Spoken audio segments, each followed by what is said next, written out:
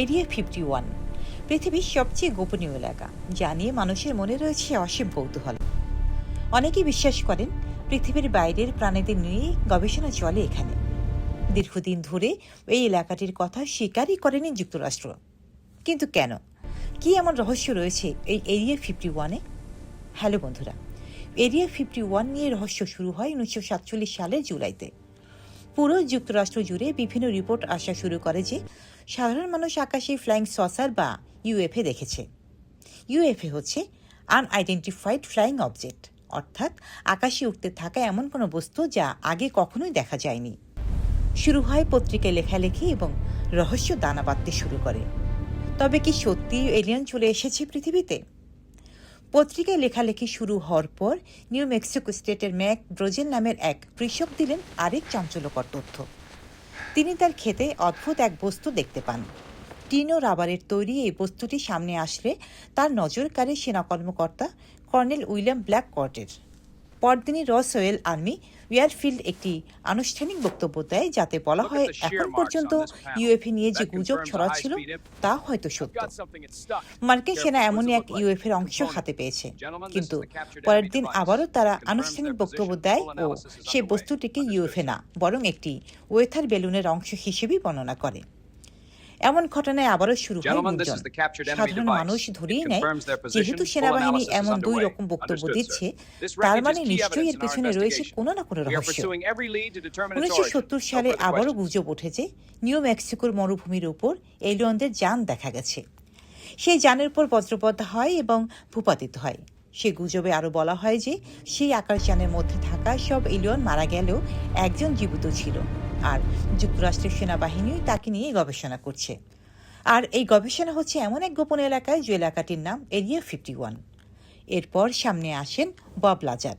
1989 সালে তিনি দাবি করেন যুক্তরাষ্ট্র সরকার তাকে এরিয়া 51-এ কাজ করার জন্য নিয়োগ দেয়, যেখানে একজন এলিয়েনও আছে।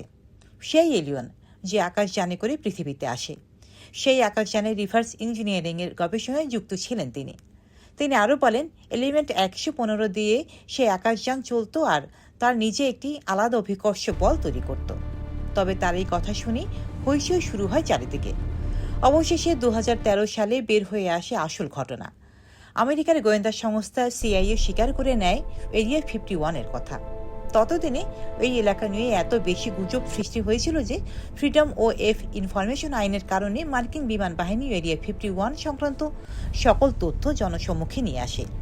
সেই তথ্য থেকে জানা যায় আকাশে যে ইউএফএ দেখা যাচ্ছিল তা আসলে কোনো এলিয়েনদের আকাশযান না, বরং কোল্ড ওয়ারের সময় সোভিয়েত ইউনিয়নের ওপর নজরদারির জন্য গোপন স্পাই আকাশযান তৈরি করেছে যুক্তরাষ্ট্র। আর সেগুলো পরীক্ষা করার সময় মানুষের নজরে আসে, আর এলিয়েনের গুজব সৃষ্টি হয়। যেখানে ইউএফএর দেখার কথা বলেছিল সাধারণ মানুষেরা, দেখা যায় সেসব এলাকাতেই এসব স্পাই এয়ারক্রাফটের পরীক্ষা চলত। এছাড়াও দেখা যায় বব লাজার নামে যে ব্যক্তি দাবি করেছিলেন যে তিনি এলিয়েনের টেকনোলজি নিয়ে কাজ করেছেন, তিনি আসলে মিথ্যা কথা বলেছেন। এমনকি তার যে ইঞ্জিনিয়ারিং ডিগ্রি ছিল সেটাও ছিল ভুয়া। তাছাড়া তিনি দাবি করেছিলেন এলিয়েনরা আকাশযান চালাতো, এলিমেন্ট 115 ব্যবহার করত। কিন্তু 2003 সালে সত্যি এলিমেন্ট 115 আবিষ্কার করা হয়, তবে তাতে অভিকর্ষ সৃষ্টি করার মতো কোনো ক্ষমতাই ছিল না। অর্থাৎ এরিয়া 51 নিয়ে কয়েক দশক ধরে চলা এলিয়েন গুজবের অবসান ঘটে। অবশেষে জানা যায় এটি আসলে যুক্তরাষ্ট্রের বিমান বাহিনীর একটি গোপন গবেষণা কেন্দ্র। যদিও এরিয়া 51-এর কথা স্বীকার করে নিয়েছে যুক্তরাষ্ট্র, কিন্তু তবুও এই অঞ্চলের জনসাধারণের প্রবেশের অনুমতি নেই এখনো, কারণ এখানে প্রতিনিয়তই চলে বিভিন্ন অস্ত্র পরীক্ষা। ভিডিওটি ভালো লাগলে কমেন্ট করুন, লাইক দিন, শেয়ার করুন এবং সাবস্ক্রাইব করুন। পরবর্তী ভিডিও নিয়ে আসছি খুব শীঘ্রই।